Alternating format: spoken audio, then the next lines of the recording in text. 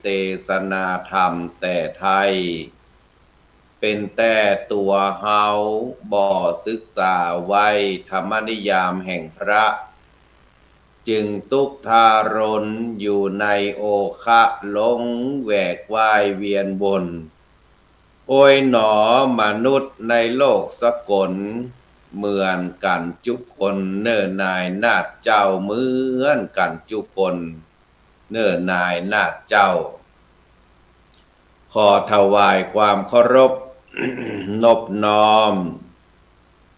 มายังครูบาอาจารย์พระสงฆ์องค์ข้าเจ้าตนปฏิบัติดีตนปฏิบัติชอบจุตนจุองค์ด้วยความเคารพในศีลฐานศีลอ่านกรรมฐานภาวนา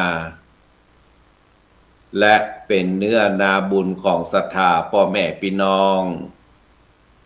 นักศีลนักบุญคฤหัสถ์พ่อแม่พี่น้องผู้สนใจในธรรมทั้งหลายเจ้าวันนี้ก็ เป็นเจ้าของวันอังคารที่7 เดือนมกราคมวันนี้ก็จะว่าไปแล้วก็เป็นวันแห่งสีชมพูเนาะแห่งความสดใสแห่งความสดสวยสีฟ้าหน้าอินดูสีชมพูน่ารักเห็นแล้วไผ่ที่เกิดวันอังคารนี่จะน่ารักเนอะวันนี้นะไปไหนก็ใส่เสื้อสีชมพูเนอะวันนี้ขึ้น9 ค่ำวันนี้ขึ้น9 ค่ำเดือน4เนาะเดือน4หนาวหน้าเดือน5หนาวจะให้แหละส่วนตุเจ้านี่ตุตึงหนาวตึงนอกตึงในนะเพราะว่าตุเจ้านี่อยู่เดียวเปลี่ยวกายแสนสบายแต่ไม่สนุกส่วนศรัทธาเจ้าบ้านเนี่ยอยู่2ของทุกแสนสนุกแต่ไม่สบายวันนี้นั่นก็ บรรยากาศหนาวเย็นนะอินดูในส่วนของพระสงฆ์ที่เป็นอยู่ในแบบตีใกล้ดอยใกล้ป่าไม้อย่าที่ในถิ่นแบบที่ว่ามันหนาวเย็นนะเนาะเพราะว่าอย่างเฮานี่มันเป็นพื้นราบอย่าเฮาใส่เสื้อใส่ผ้าผืนเดียวนี่พอทนไหวแต่ว่าที่เป็นอยู่ในดอยในป่าในอย่างที่มันห้องว่า ในรอบนอกในต่ำดอยตะภูเขาก็ดีนะเปิ้นก็ต้องแบบ3 ผืนนะ4 ผืนมันนะ ก็ต้องอดทนขันที่ทำอย่างยิ่งเลยจะคือท่านวัดตุ่งขี้เสือนี่ไปอยู่ในโอ้ได้ให้บรรลุนะให้เบาไหวนะอยู่อย่างเงี้ยวันนี้ก็ เป็นรายการเวรของอาตมาภาพธรรมะรับรุ่งอรุณโดยอาตมาภาพท่านพระครูพิพัฒน์ปริยัตยาพรเจ้าอาวาสวัดทุ่งขี้เสือตำบลชมพูอำเภอสารปีจังหวัดเชียงใหม่วันนี้เรามาปะกันในยามเจ้าวันนี้ในเวลา7 โมงถึง7 โมงครึ่งดำเนินการโดยท่านพระครูโสพลปริยัตินะได้ดำเนินรายการแต่วันนี้นั้นคือลูกพระลูกเนรมาแทนเพราะว่าท่านอาจารย์จะติดงานอยู่อย่างหนึ่งคงจะไปเรียบร้อยละศรัทธาพ่อแม่พี่น้องนักศีลนักบุญช่วงนี้ก็จะมีการอบรมของครูพระสอนปริยัติธรรมที่วัดศรีโสดาพระอารามหลวงแล้วก็ตามโดยของสำนักเจ้าสำนักศาสนาศึกษาโดยเฉพาะผู้ที่เป็นผอ.หรือว่าเจ้าสำนักของสถานการศึกษาของบาลีนักธรรมช่วงนี้ก็จะมีการอบรมอยู่เนอะที่วัดศรีโสดา วันนี้ก็จะอู้เกี่ยวกับเรื่องของในกระแสของสังคมนะเป็นว่ามันเกิดความเปลี่ยนแปลงไปนะแล้วก็สังคมปัจจุบันนี้เป็นสังคมที่แบบจะต้องอยู่ด้วยความฉลาดจะต้องอยู่ด้วยความที่ระมัดระวังวันก่อนนี่มีตู้เจ้าตนหนึ่งนะเปิ้นเป็นนักเลงมาก่อนอย่างเอี้ยคือบางทีเปิ้นพระอุปัชฌาย์นี่เวลาเปิ้น เปิ้นจะบวชไผ่เป๊กไผ่เนี่ยต้องดูให้ดีก่อนว่าคนนั้นมีแบ็กกราวด์อย่างใดแล้วก็มีเรื่องมีคดีมีอย่างก่ออันนี้ก็เหมือนกันมีตุเจ้าเปิ้นมาบวชได้2 วันซึ่งตุเจ้าตนนี้นั้นแบ็กกราวด์เบื้องหลังเปิ้นเป็นนักเลงเรียกว่าเคยฆ่าคนมาแล้วก็ถ้าอู้ถึงเรื่องปืนนี่เปิ้นจะสะดุ้งเลยพอเปิ้นมาบวชได้วัดได้2 วันเปิ้นก็ไปได้นิมนต์ไปฉันเพลกับตุเจ้าตนอื่นๆแฮม5 ตนพอไปฉันเพลที่บ้านโยมเรียบร้อยโยมก็ถวายปัจจัยโยมถวายสังฆทานตุเจ้าตนใหม่ที่ก็นั่งหลังสุดท้ายบนหมดปุ๊บนั่งบ่ตนที่5บ่แล้วก็เจ้าของบ้านนะเปิ้นเอิ้นลูกซองไม่ไหนก็ทกตุเจ้าตนนี้พอได้ยินคำว่าลูกซองใจบดีใจบดีได้ยินลูกซองว่าใจบดีเพราะว่าเพิ่นเคยเป็นนักเลงมาก่อนเนาะลูกซองไม่ไหนเพิ่นถามหาซองปัจจัยแต่มันเข้าใจว่าเป็นปืนลูกซองตุเจ้าตัวนี้ลุกลี้ลุกลนหันซ้ายหันขวามาเนี่ยหันท่าบ่ไหวเลยเนาะซ้ำประจาดเพื่อซ้ำไปนำนะฆ่าแต่พระสงฆ์ผู้เจริญอีกว่าฆ่าแต่พระสงฆ์อีกว่ามันก็นึกว่ามันได้ยินว่ามันฆ่าเฉพาะพระสงฆ์เนาะลูกโลดเจ้าของบ้านมันคุณโยมผ่องใสใจพุทธเจริญพรเด้อเจ้าของบ้านมันหันตุปี้ล่นไปไหนเฮาบ่เอาแล้วเฮาไปได้พิษอย่างเน้อเนี่ยเฮาละลดเลิกมันแล้วเฮาบ่ได้พิษหยังเนี่ยล่นไปได้ซองสักกรรมวันนั้นพระกลัวลูกซองแล้วก็พ่อจานสมนำเนี่ยได้ฆ่าแต่พระสงฆ์นี่เว้ยเนี่ยเป็นตีความหมายคนละอย่างเนี่ยคนที่มันมีคดีมันมีแบ็กกราวด์มันมีอย่างที่ความผิดอยู่นะมันก็มักจะกลัวนะนั้นคนเรานี่ต้องยิ้มแย้มแจ่มใสนะต้องสู้บ่มีประเทศไหนที่แบบจะมีความเสียสละเท่ากับประเทศไทยนี่นะคนไทยเรามีเมตตาธรรมนะมีเมตตาธรรมนี่บารมีมีสายการบินอยู่สายการบินหนึ่งเหรอมีผู้โดยสารเกือบ300 กว่าชีวิตอยู่ในเครื่องบินนั่นน่ะทีนี้ขับไปได้เกินตางเนาะเครื่องยนต์เกิดขัดข้องไปเครื่องหนึ่งกัปตันประกาศผู้โดยสารที่เคารพบัดนี้เครื่องบินของเราเนี่ยบรรทุกผู้โดยสารมากเกินไปเนื่องจากว่าตอนนี้เครื่องยนต์เกิดขัดข้องต้องการผู้เสียสละ4 ท่านถ้าหากว่าเรามีผู้เสียสละทั้ง4 ท่านแล้วผู้โดยสารที่เหลือก็ยังรอดปลอดภัยดังนั้นใครที่จะเสียสละชีวิตเพื่อจะปกปักรักษาคนทั้งหมดไว้หรอ4 ประเทศก็ออกมากันเนาะอเมริกาแล้วก็มีญี่ปุ่นแล้วก็ไทยแล้วก็พม่ากดผู้โดยสารในเครื่องบินนะตบมือฮือสนั่นปั่นฟืนว่า4 คนเนี่ยเป็นผู้เสียสละที่ยิ่งใหญ่มากเลยคนที่เป็นอเมริกาก็ไปยืนอยู่ที่ใกล้หน้าต่างใกล้ประตูเนาะข้าแต่ประธานาธิบดีจอร์จบูชข้าแต่โคลัมบัสผู้ค้นพบทวีปอเมริกาบัดนี้ข้าพเจ้าขอเสียสละชีวิตเพื่อท่านเพื่อประเทศอเมริกาจะได้สรรเสริญเยินยอข้าพเจ้าขอเสียชีวิตเสียสละบัดนี้โดดจากเครื่องบินลงไปโอ้สุดยอดอเมริกาได้สมกับเป็นประเทศประชาธิปไตยยิ่งใหญ่ของโลกจริงๆมีผู้เสียสละขนาดนี้ประเทศญี่ปุ่นมาก็ใจน้อยหน้าเมื่อใดข้าแต่จักรพรรดิฮิโรชิโตะข้าพเจ้ามีสายเลือดซามูไรอยู่ในตัวข้าพเจ้าบัดนี้ข้าพเจ้าขออุทิศชีวิตเพื่อแดนอุทัยของเรา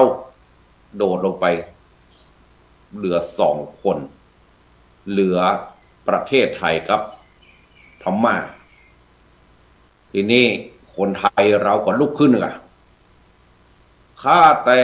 พระนเรศวรมหาราช ข้าแต่พระเจ้าตากสินมหาราชผู้กอบกู้อิสรภาพข้าพเจ้าขอล้างแค้นให้กับท่านพระองค์ทั้งสองพระองค์สุมาตรยกเท้าถีบคนพม่าที่อยู่ในเครื่องบินนั่นนะตกลงตกเครื่องไปคนไทยก็เลยรอดผู้โดยสารก็เลยรอดเนี่ยเปิ้นว่า นะมันมีภัยเสียสละแล้วกับประเทศไทยอันนี้มันมองดูตามนี่เหมือนกับว่าจะเปรียบมากเกินไปแต่ในเล่าคือสนุกบดายนะว่าบางสิ่งบางอย่างนี่ก็คือ เราท่านทั้งหลายนะต้องมีการที่บริจาคช่วยเหลือเพื่อแผ่กันไปอย่างในช่วงนี้นั้นก็ข่าวเกี่ยวกับเรื่องของหลายเรื่องหลายราวเกิดขึ้นเพราะวันนี้อาตมาภาพก็จะก็จะได้อู้เรื่องของกรรมปริศนา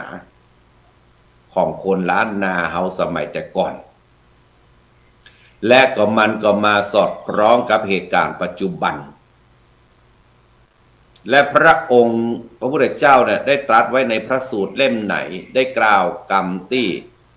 สนับสนุนก็ในเรื่องสิ่งเหล่านี้อาตมาภาพก็จะได้เอามาอู้แล้วก็สอดแทรกของพระไตรปิฎกคือมันเกิดความชัดเจนแล้วก็หนักแน่นขึ้นว่าสิ่งเหล่านี้มันสอดคล้องกับที่พุทธธรรมนายอย่างไรและพระองค์ตรัสไว้ในพระสูตรอย่างไรกรรมที่ คนโบราณเปิ้นได้กล่าวไว้นะมันมีหลายคำหลายกำอู้กำจ๋านะเปิ้นบอกว่าทองแท่งจะไร้ค่า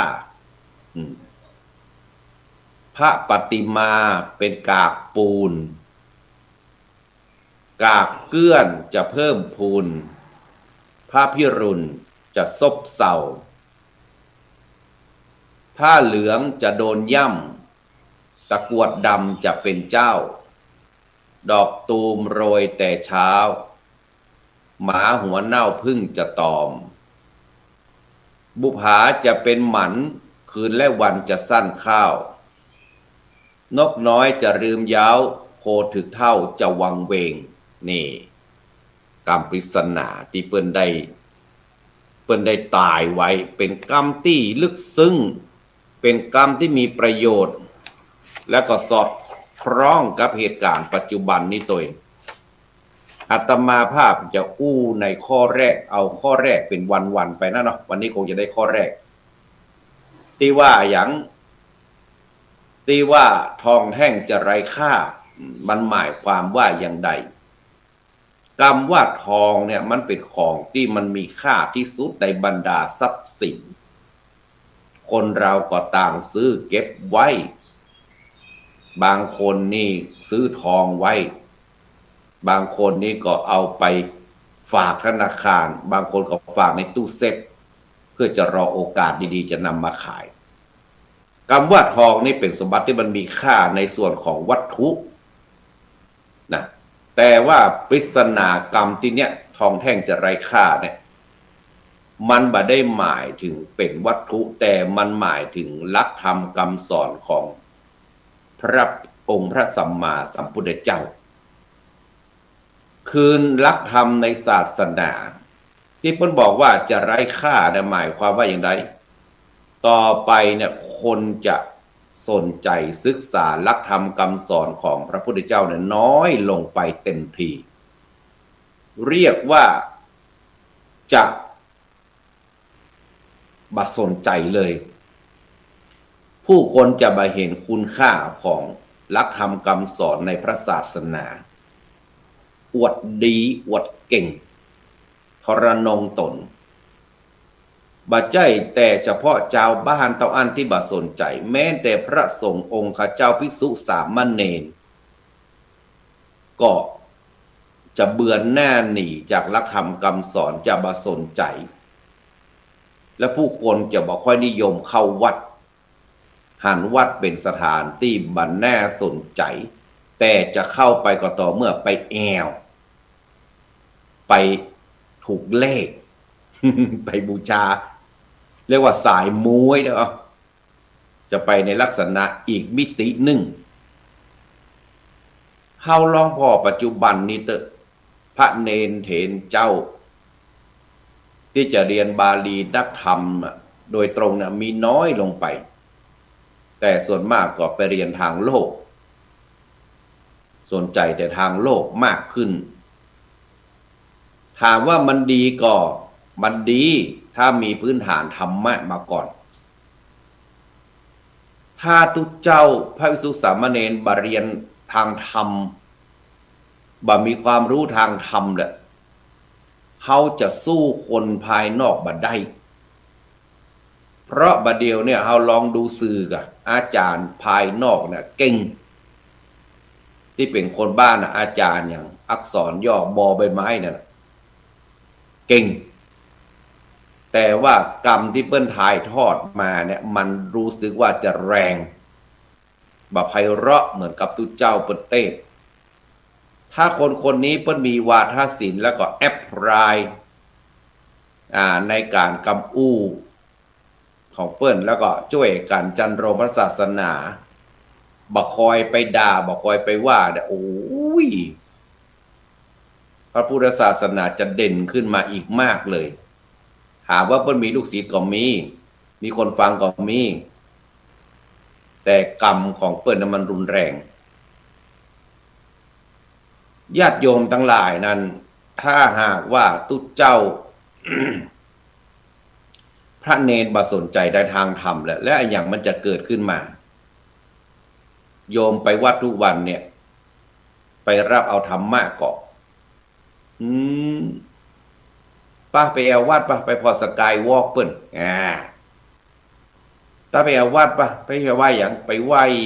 ท้าวเวสสุวรรณเปิ้นได้ยินว่างวดแล้วเขาถูกเลขนะถ้าไปวัดบ่ไปเมื่อไหร่เปิ้นว่างามนะเราบ่ได้มุ่งไปหาทองคำเราบ่ได้มุ่งไปหาพระธรรมโอ้ไปวัดก่อ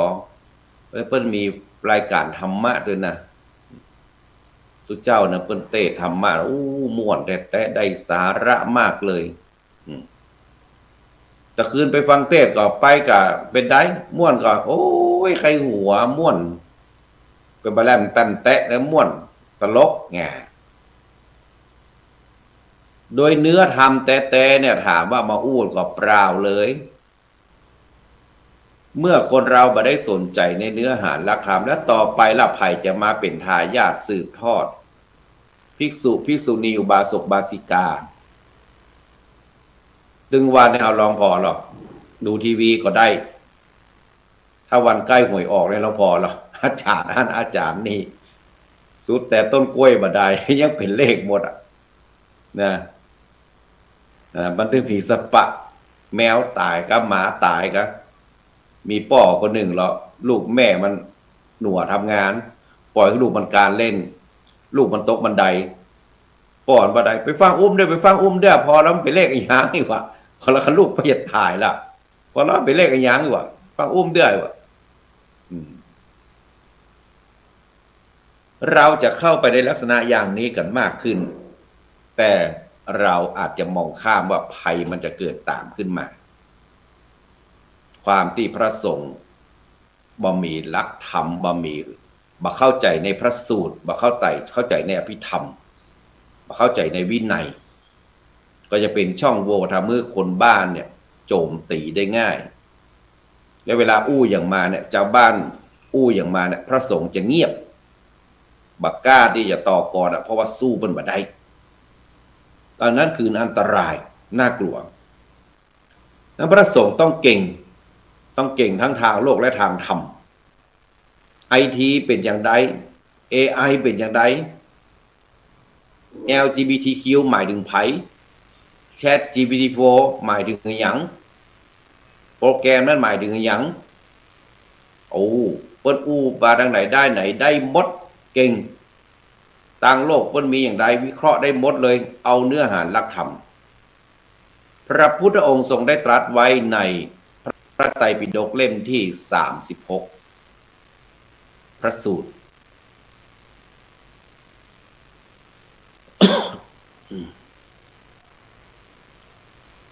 พระสูตรมันจะมีมันใช่36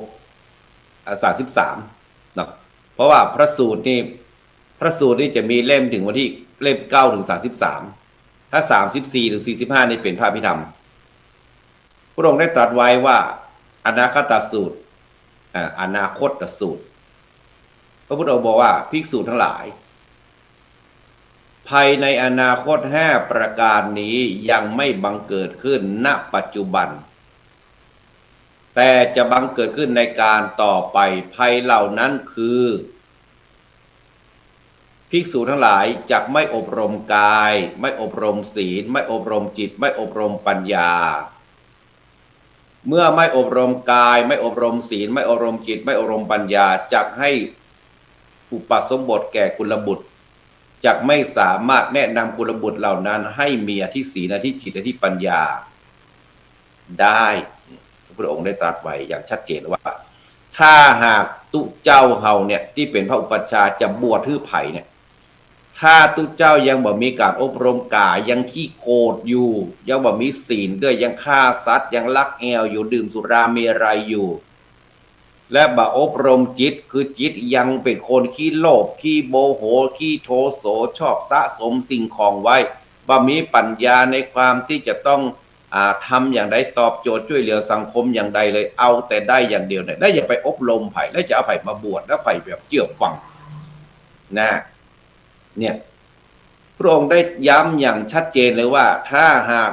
ภิกษุสงฆ์เนี่ยซึ่งเป็นต้นแบบจะเป็นผู้นำเนี่ยถ้าบ่มีการควบคุมกายบ่มีศีลบ่มีแบบจิตดีเนี่ยบ่มีปัญญาเนี่ยยากที่จะเอาคนมาบวชนี่เป็นคนดีได้ถึงวันนี้เป็นได้คนมาบวชเนี่ยโอ้บางทีเป็นนักเลงมาบางคนดีคดีมาบางคนนี่ติดยามาบางคนติดเหล้ามาบางคนเพิ่งออกจากคุกมาแต่ว่าวันซื้อนี่บางคนก็บอกว่าตัดเหล้าตัดกิเลสบางคนนี่เมียละเมียกว้างเมียทิ้งตอมใจเป็นโรคซึมเศร้าบางคนติดยาคุ้มคลั่งเป็นจิตเวชว่าโอ้ยเอามาฮื้ออยู่แหล่งใกล้ทุกเจ้าบดซ้ำจะอันตรายซ้ำจะใกล้ความตายดีบดีวันไหนที่มันคลั่งขึ้นมาเนี่ยเกิดมาทำร้ายยะใดเนาะเนี่ยเราก็จะต้องคนที่จะต้องเป็นผู้นำคนที่จะคัดกรองนะต้องมองดูดีต้องทำตัวเองเป็นแบบเป็นไอดอลก่อนนะเป็นไอดอลก่อนแล้วเขาถึงจะคัดกรองคนที่มาบวชได้อย่างชัดเจนเนี่ยอันตรายนะในวันข้างหน้าเปิ้นจะดูถูกดูแคลนนะเนี่ยบางศาสนาที่เขาโจมตีนะพ่อหยังเพราะนี่แหละเป็นจุดอ่อนพอมาบวชปุ๊บได้กี่วันตำรวจตวยมาหนีคดีมาการเงียบซึกล่างมีหมูกระทะบางล่างมีกับเป็นแอลกับค่ำคืนวุ่นบางทีก็พกปืนซ่อนไว้นี่บางคนก็เสพยาเพื่อเอาฝูงมานี่แล้วสิ่งเหล่านี้มันออกไปตามสื่อเนี่ยมันก็ทำให้มัวหมองถึงแม้บางคนจะบอกว่าก็จ้างเด้อมันศาสนามันดีอยู่แล้วแต่ว่ามันอยู่ที่คนก็จริงอยู่แต่ต้นไม้เนี่ยถ้ากับพี่มันบดีน่ะมันจะอยู่ได้กะถ้าหนอนไปเจาะต้นไม้เนี่ยมันจะงามกะ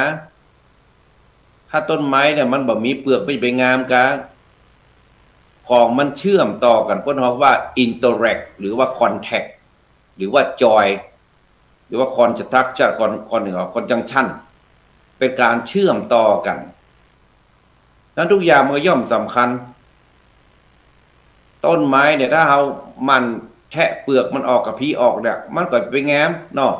มันก็จะเสียทรงเสียรูปแบบราคาก็ตกแล้วเปิ้นก็ว่าได้ต้นไม้เนี่ยมันบ่แง้มเนี่ยของที่มันห่อหุ้มของแก่นแท้น่ะเราก็ต้องให้ความสำคัญตัว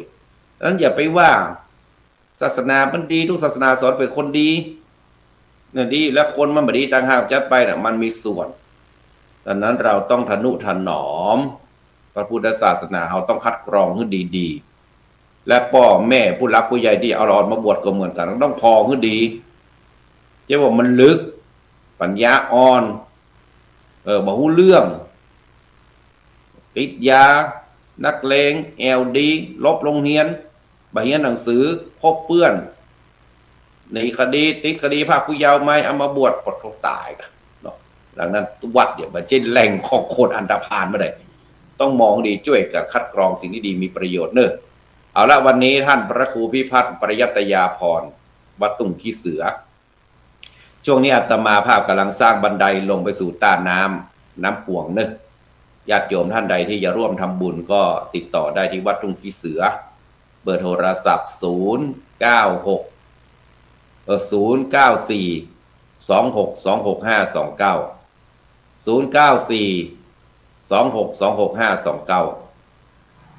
ติดต่อได้ครูพิพัฒน์ปริยัตยาพรแล้วก็ใครต้องการที่อยากได้บูชาเทียนบูชาสิ่งของมีปัญหาอย่างในเรื่องของชีวิตที่ต้องการจะมาปรึกษาก็เจริญพรเรียนเชิญมาวัดตุ่งขี้เสือได้เนอะโทรศัพท์มาก่อนล่วงหน้าก็ได้เนาะวันนี้ขอนำรายการจากโยมพ่อโยมแม่ไปก่อนเนาะขอให้สวัสดีปีใหม่ตัวแล้วก็ขอให้ปีนี้ใครที่เกิดปีชงปีกุลปีมะเสงปีวอกแล้วก็ปีเสือก็ให้ระมัดระวังสุขภาพร่างกายตัวเนอะถ้าอย่างใดเสียก็มาวัดตุ่งขี้เสือเนอะสัพพิติโยอายุวันโนสุขังพระรัง